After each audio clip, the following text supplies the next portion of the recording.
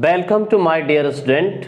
आपका चैप्टर जो है एडवर्ब, इसका अंतिम पार्ट समझिए, बहुत ही इंपॉर्टेंट है एडवर्ब चैप्टर में। देखिए दोस्तों, पॉइंट नंबर फर्स्ट, इसका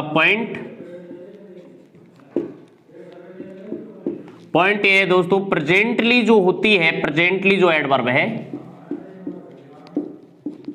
प्रेजेंटली एडवर्ब, इसका प्रयोग फ्यूचर में किया जाता है। प्रेजेंटली का मीनिंग्स होता है हाल ही में। और देखिए दोस्तों, एक एडवर्ब है जस्ट नाउ। जस्ट नाउ का मीनिंग्स होता है हाल ही में।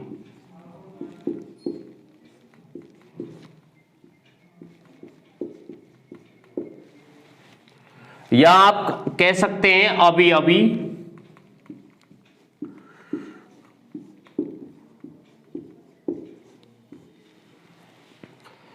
ओके, प्रेजेंटली जो एडवर्ब है दोस्तों ध्यान देना है, और जस्ट नाउ जो एडवर्ब है, इन दोनों में क्या अंतर है, इनमें अंतर स्पष्ट कीजिए दोस्तों। देखिए यहां पर ध्यान देना है दोस्तों, प्रेजेंटली एडवर्ब जो है वो आने वाले फ्यूचर में, नजदीकी भविष्य में कोई टाइम, कोई वर्क संबंधित है तो दोस्तों ध्यान रखना है, वहां पर प्रेजेंटली का प्रयोग किया जाएगा। यदि नजदीकी भविष्य में किसी कार्य को फिनिश किया जाता है तो वहां पर प्रेजेंटली का प्रयोग करना है। और अगर कोई कार्य किसी आशा से पूर्ण ही फिनिश हो रहा है, यानी कि कहने का तात्पर्य वर्तमान में किसी कार्य की पूर्णता दर्शाई जाती है, तो दोस्तों ध्यान रखना है जस्ट नाउ का प्रयोग किया जाता है। तो देखिए दोस्तों, नोट, प्रेजेंटली का प्रयोग, प्रेजेंटली का प्रयोग नियरेस्ट फ्यूचर, नियरेस्ट फ्यूचर को दर्शाने के लिए किया जाता है।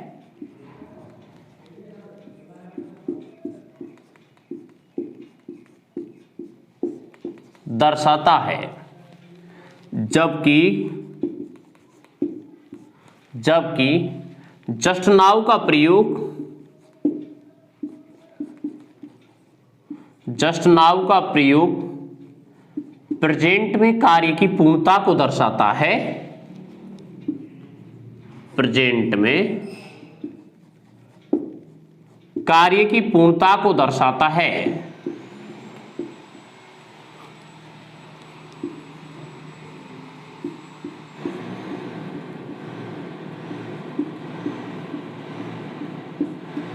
जैसे देखिए दोस्तों सेंटेंस,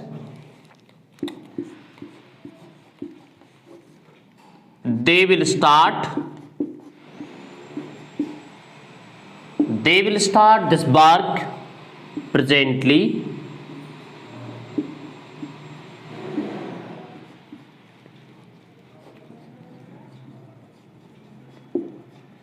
हाँ दोस्तों ध्यान देना है कि यहां पर आप देखते हैं कि फ्यूचर का प्रयोग किया गया है। जब फ्यूचर का प्रयोग किया गया है दोस्तों, तो इसके साथ में प्रेजेंटली का प्रयोग किया जाएगा। यहां पर ध्यान देना है दोस्तों कि जब फ्यूचर का प्रयोग किया गया है तो यहां पर ध्यान देना है इसके साथ में प्रेजेंटली का ही प्रयोग किया जाएगा, जस्ट नाउ का प्रयोग नहीं किया जाएगा। यानी कि वे हाल ही में इस काम को स्टार्ट करेंगे। तो दोस्तों देखने हैं कि प्रेजेंटली जो वो है गोइंग टू और अबाउट टू का मीनिंग सेंस दर्शाता है कि अभी हम इस काम को स्टार्ट करने वाले हैं। I am about to start this work है, तो ऐसे इसको बोला जा सकता है कि I will start this work presently. Okay, अब ध्यान दीजिए दोस्तों, यहां पर they have started this work, they have started this work. अब यहां पर हैव स्टार्टेड यानी कि प्रेजेंट में कार्य की पूर्णता बताई गई है दोस्तों, तो ध्यान देना है यहां प्रेजेंटली का प्रयोग नहीं किया जाएगा, जस्ट नाउ का प्रयोग किया जाएगा। जस्ट नाउ यानी कि दोस्तों आपने ध्यान दिया कि प्रेजेंटली जो है वो नियरेस्ट फ्यूचर को दर्शाता है, और जस्ट नाउ जो है दोस्तों प्रेजेंट में कार्य की पूर्णता दर्शाता है। ओके, अब देखिए नेक्स्ट नेक्स्ट पॉइंट पर ध्यान दीजिए दोस्तों।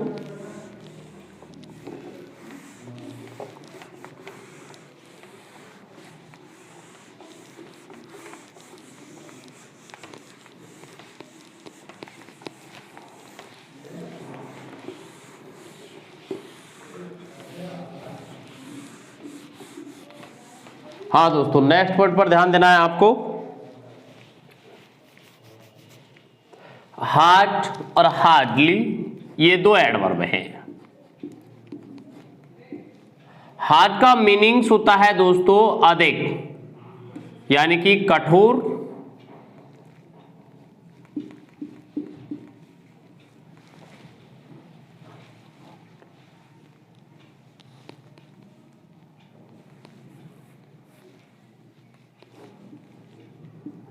अधिक कठोर,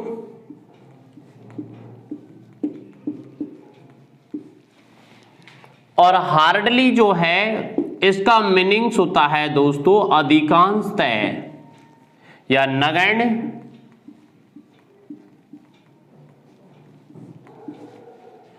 या अधिकांश,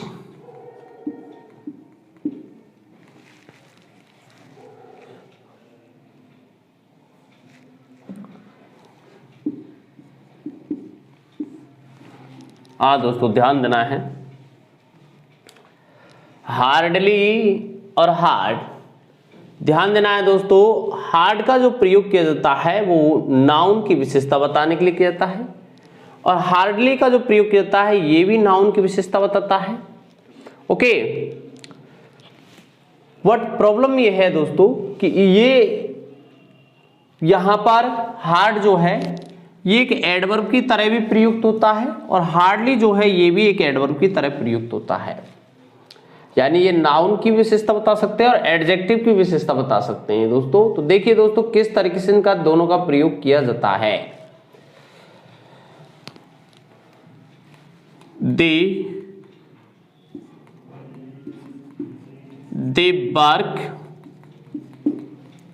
वर्क हार्ड या हार्डली,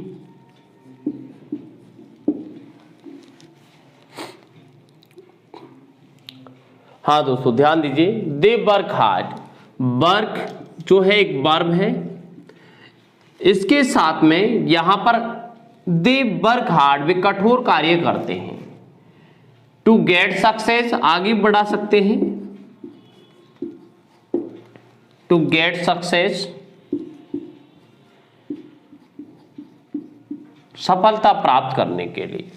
तो दोस्तों ध्यान देना है कि यहां पर हार्ड का प्रयोग किया जाएगा, हार्डली का प्रयोग नहीं किया जाएगा, क्योंकि यहां पर वे अधिक कठोर कार्य करते हैं। यहां पर जो वर्ब है इसको क्वालिफाई करने के लिए हार्ड का प्रयोग किया जाएगा। वे अधिकांश नगण्य कार्य नहीं करते सफलता प्राप्त करने के लिए।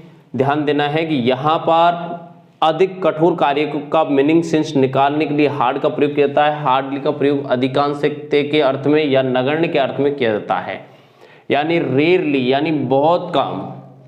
तो दोस्तों ध्यान देना है, अगर ये सेंटेंस इस तरीके से दर्शाया जाता है, they had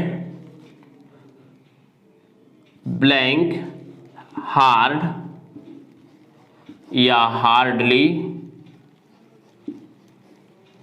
any work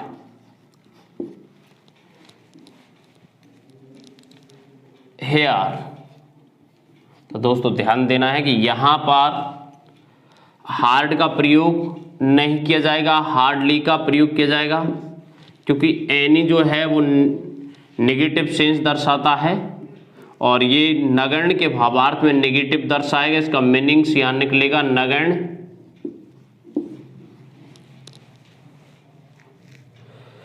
okay, तो यहां पर हार्ड का प्रयोग नहीं किया जाएगा, हार्डली का प्रयोग किया जाएगा। अब देखिए दोस्तों नेक्स्ट, मोस्ट और मोस्टली।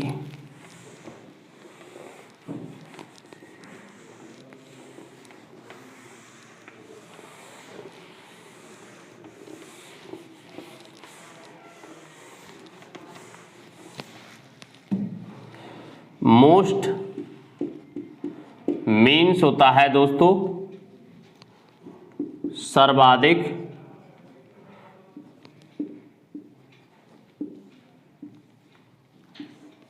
मोस्ट सर्वाधिक या सबसे अधिक, सबसे अधिक।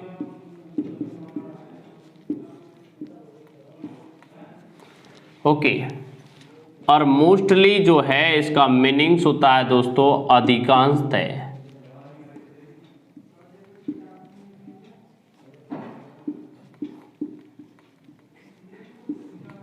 दोनों एडवर्बों का प्रयोग अलग अलग तरीके से किया जाता है। मोस्ट का प्रयोग सुपरलेटिव डिग्री से पूर्व किया जाता है। मोस्ट का प्रयोग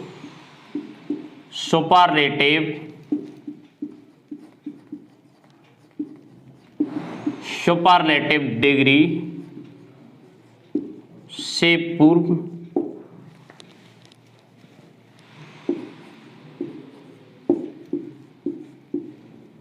किया जाता है।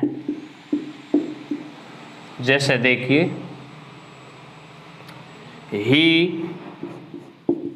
he was the most या mostly intelligent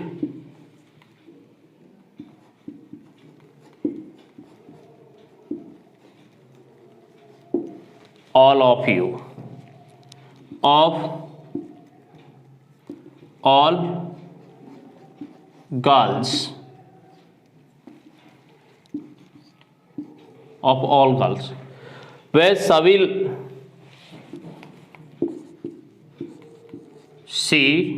she was the most या mostly intelligent of all girls. यदि बॉयज होता तो ही आ जाता और ये गर्ल्स है तो सी आएगा। तो दोस्तों ध्यान दीजिए, यहां पर देखते हैं शी वॉज द मोस्ट या mostly intelligent of all girls, वह सभी लड़कियों में सर्वाधिक इंटेलिजेंट लड़की थी।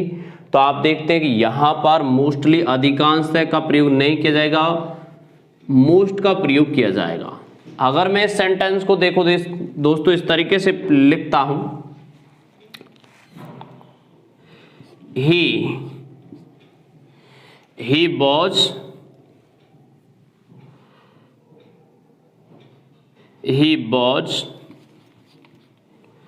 was intelligent among mostly girl, इस तरीके से बोल सकते हैं।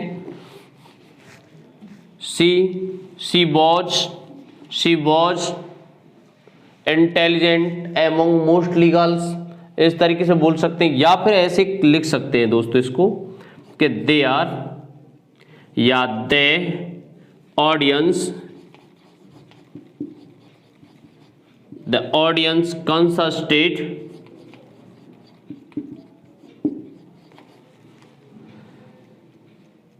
they are most या mostly गर्ल्स, इस तरीके से।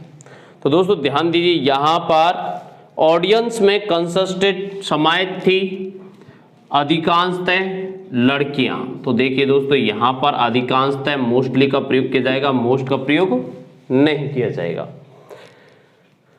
यानी अधिकांशतः के मीनिंग सेंस में मोस्टली का प्रयोग करते हैं, सर्वाधिक के मीनिंग सेंस में मोस्ट का प्रयोग किया जाता है।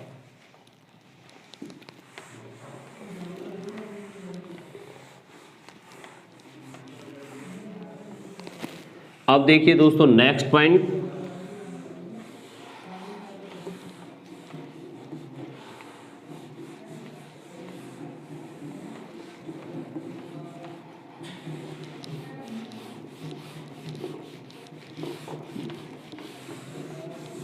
बिफोर और एगो। बिफोर का मीनिंग्स होता है दोस्तों पहले, और आगो का मीनिंग्स होता है पूर्व में।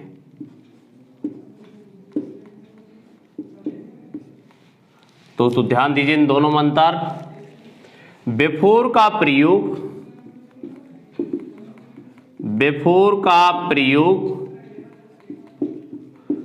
प्रेजेंट परफेक्ट में किया जाता है।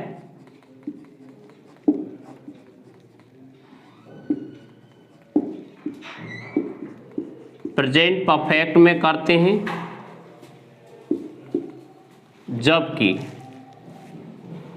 जबकि आगो का प्रयोग सिंपल पास्ट में किया जाता है।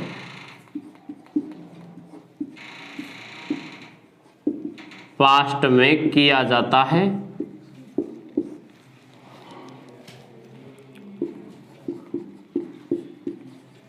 बिफोर का प्रयोग प्रेजेंट परफेक्ट में और आगो का प्रयोग सिंपल पास्ट में किया जाता है। ध्यान देना दोस्तों, प्रेजेंट परफेक्ट में आगो का प्रयोग नहीं करते और सिंपल पास्ट में बिफोर का प्रयोग नहीं करते।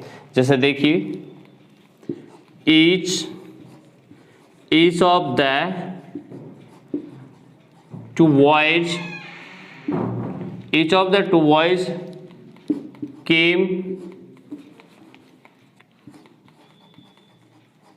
came here before या ago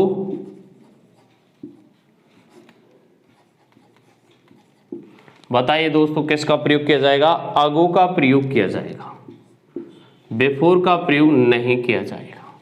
ओके, इस चीज को दोस्तों ध्यान में रखना है। अब देखिए दोस्तों नेक्स्ट,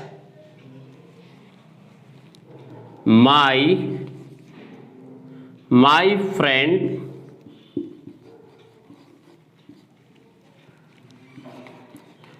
हैव फिनिश्ड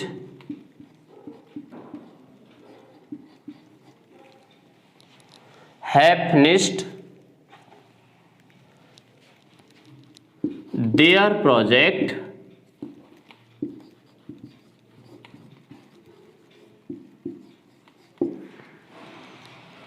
before या आगो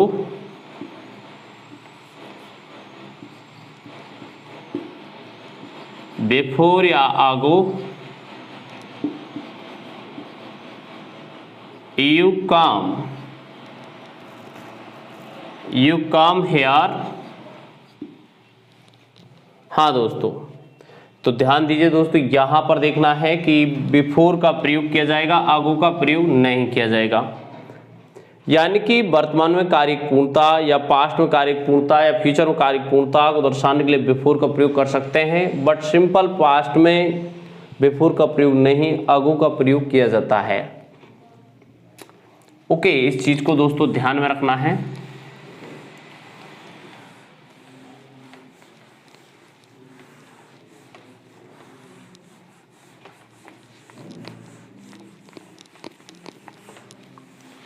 अब देखिए दोस्तों,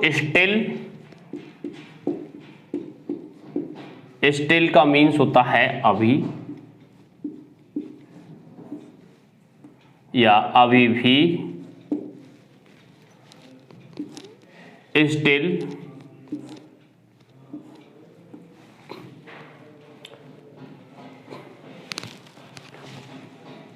और एक यट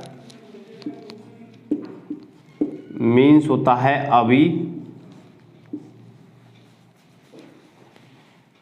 और एक ऑलरेडी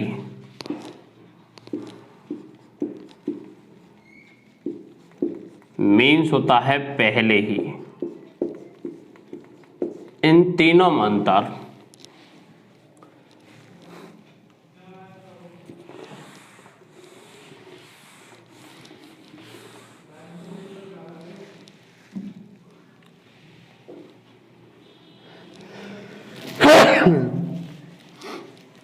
यहां पर ध्यान दें दोस्तों, स्टिल पर, स्टिल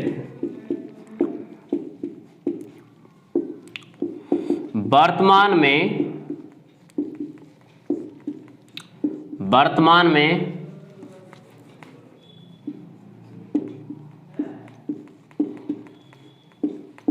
कार्य की जारी स्थिति।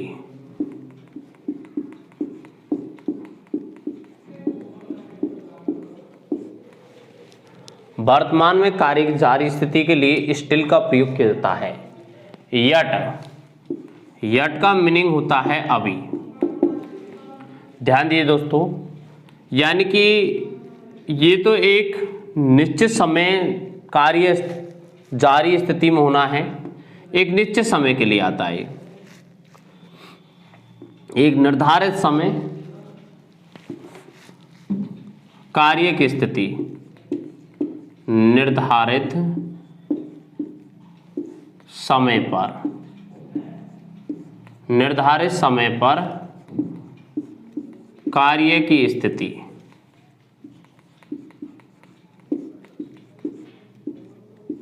कार्य की स्थिति। स्टिल का प्रयोग किया जाता है यट। ध्यान देना दोस्तों, यट का प्रयोग, यट का मीन्स होता है अभी। देखिए दोस्तों, ये आने वाले फ्यूचर से, आने वाले फ्यूचर में किसी कार्य की समाप्ति के लिए आता है,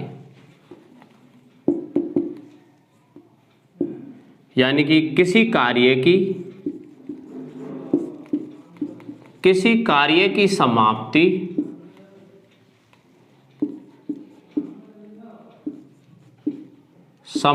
की आशा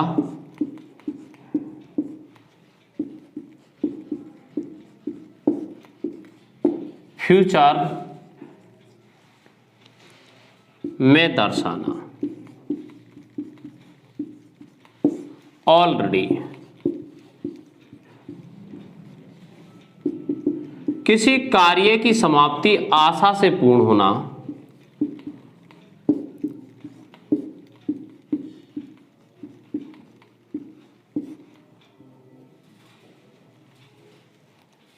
आशा से पूर्ण,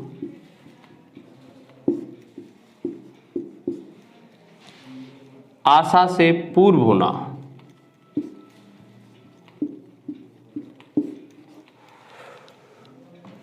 ध्यान देना है दोस्तों, स्टिल का प्रयोग वर्तमान में किसी कार्य की जारी स्थिति एक निर्धारित समय पर होना, और यट का प्रयोग जो किया जाता है आशा से पूर्व यानी भविष्य में किसी कार्य की समाप्ति का संकेत होना। ऑलरेडी का प्रयोग जो किया जाता है दोस्तों, ध्यान देना है, एक निश्चित समय से पूर्व, यानी कि आप किसी कार्य की समाप्ति की आशा कर रहे हैं, उसी से पहले यदि कार्य समाप्त हो जाए तो दोस्तों वहां ऑलरेडी का प्रयोग किया जाएगा। जैसे देखिए sentence,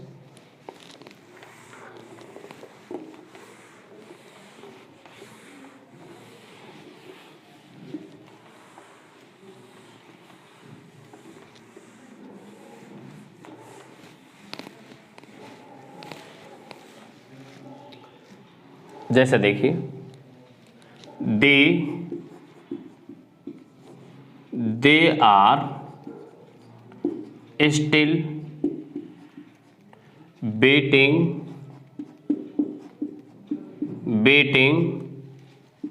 for you. They are still waiting for you, तो यहां पर दोस्तों किसका प्रयोग किया जाएगा? स्टिल का प्रयोग किया जाएगा।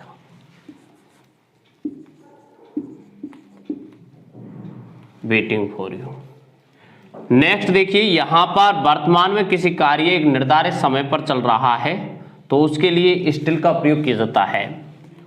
यट का प्रयोग यानी आने वाले भविष्य में किसी कार्य की समाप्ति की आशा होना के लिए किया जाता है। जैसे देखिए, वी हैव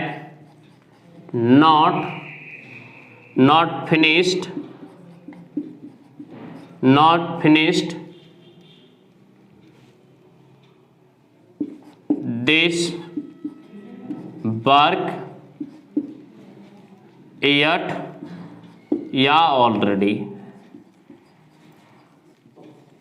दोस्तों ध्यान देना है, yet का प्रयोग किया जाएगा, ऑलरेडी का प्रयोग नहीं किया जाएगा। ओके,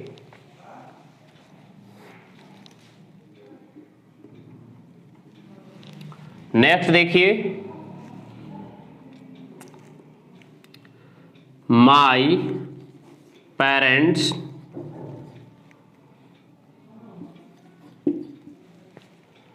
हैव ब्लैंक यट या ऑलरेडी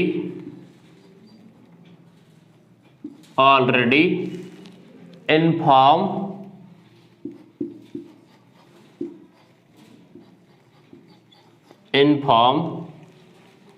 यू अबाउट इट, यानी मेरे माता पिता ने इसके बारे में आपको पहले ही इन्फॉर्म कर दिया। तो इन्फॉर्म नहीं किया है दोस्तों तो किसका प्रयोग किया जाएगा, यट का, और इन्फॉर्म कर दिया है तो दोस्तों किसका प्रयोग किया जाएगा, ऑलरेडी का, मतलब काम पूरा हो गया एक निश्चित समय से पहले। और यही सेंटेंस इस तरीके से होता कि my parents haven't blank yet या ऑलरेडी इन्फॉर्म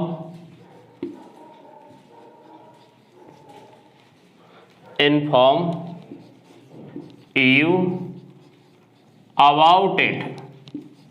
तो दोस्तों ध्यान रखना, अभी इंफॉर्मेशन हुई नहीं है कि नहीं है, तो ये आने वाले भविष्य की आशा का संकेत है, तो यहां यट का प्रयोग किया जाएगा, ऑलरेडी का प्रयोग नहीं किया जाएगा।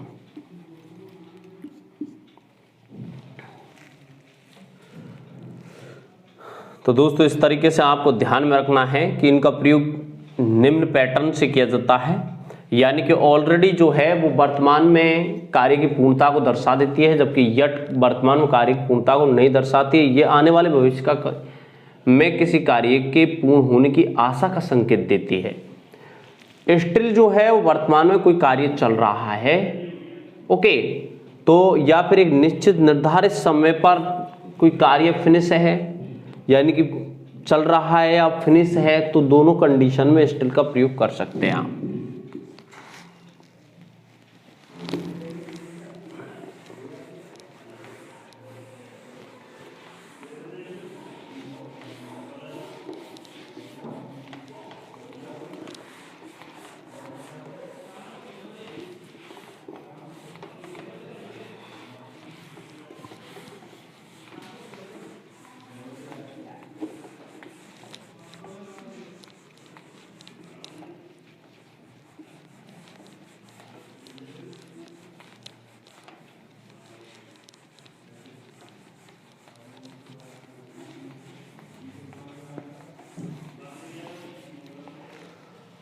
हाँ दोस्तों, अब ध्यान दीजिए आप इसके नेक्स्ट और अंतिम पॉइंट पर ध्यान देना है दोस्तों। देखिए, ओनली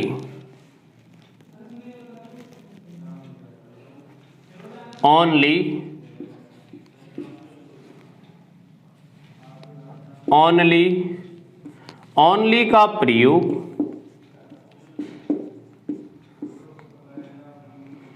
किसी एडवर्ब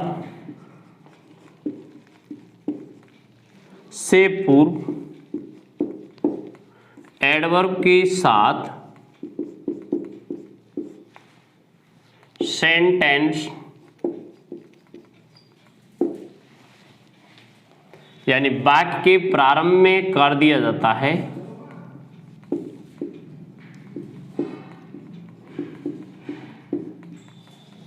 किया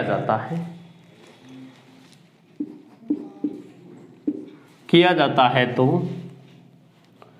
वर्ब इन्वर्सन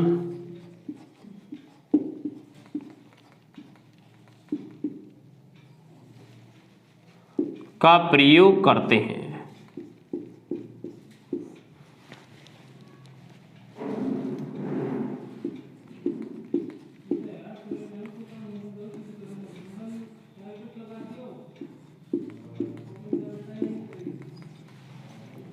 जैसे देखिए, only by yesterday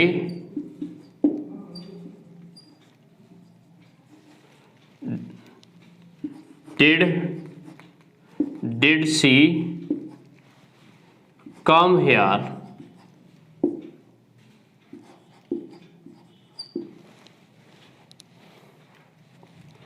only by 2 days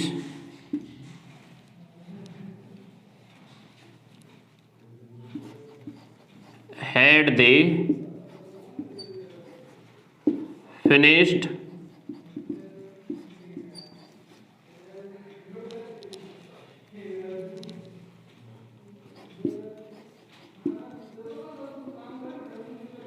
this project। दोस्तों ध्यान रखना है, ओनली से यदि कोई वाक्य स्टार्ट किया जाता है और यानी कि किसी एडवर्ब से पूर्व इसका प्रयोग किया जाता है तो उसके साथ में वर्ब इन्वर्सन यूज किया जाता है। अब देखिए दोस्तों, सिंस या एवर सिंस का प्रयोग।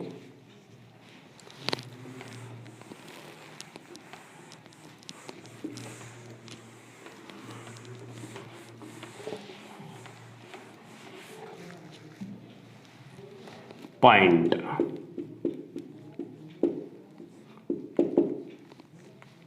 हाँ दोस्तों, टाइम से पूर्व देखिए फ्रॉम एक एडवर्ब बनाते हैं मीन्स से, और सिंस मीन्स से, और एवर सिंस मीन्स तब से। हाँ दोस्तों ध्यान देना है, इनका प्रयोग जो है सिंस और एवर सिंस ये दोनों कंजक्शन भी है।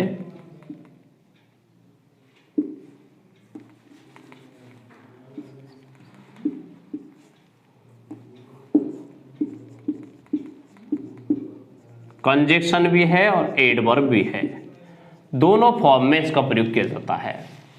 ओके दोस्तों, देखिए यहां पर ये कंजक्शन का भी निर्माण करते हैं और एडवर्ब का भी निर्माण करते हैं, बट ये आपके एडवर्ब का निर्माण करता है। जैसे देखिए,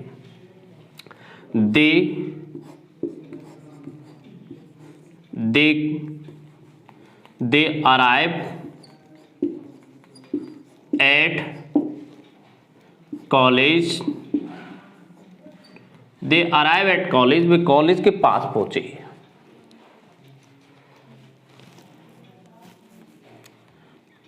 सिंस या फ्रॉम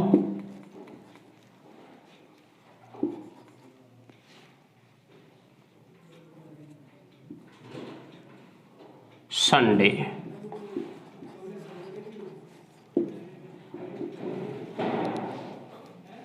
वे कॉलेज के पास संडे से पहुंचे थे, यानी कि यहां पर सिंस का प्रयोग किया जाएगा फ्रॉम का। यहां पर दोस्तों ध्यान रखना है, फ्रॉम का प्रयोग किया जाएगा, सिंस का प्रयोग नहीं किया जाएगा।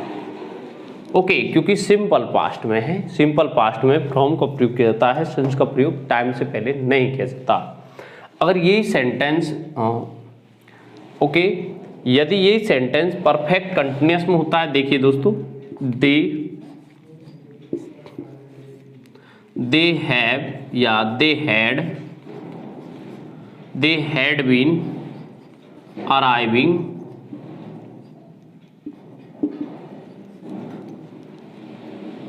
there since या from Sunday। दोस्तों ध्यान देना है, यहां पर since का प्रयोग किया जाएगा, from का प्रयोग नहीं किया जाएगा। एक सेंटेंस और,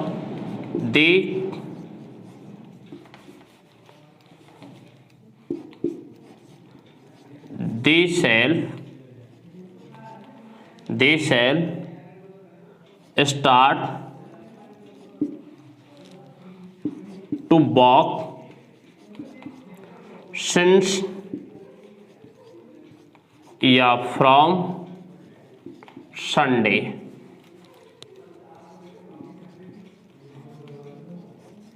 दोस्तों ध्यान देना, यहां पर फ्रॉम का प्रयोग किया जाएगा,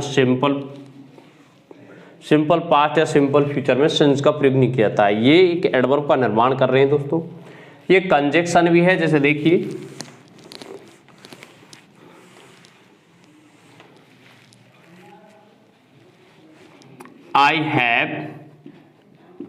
I have been searching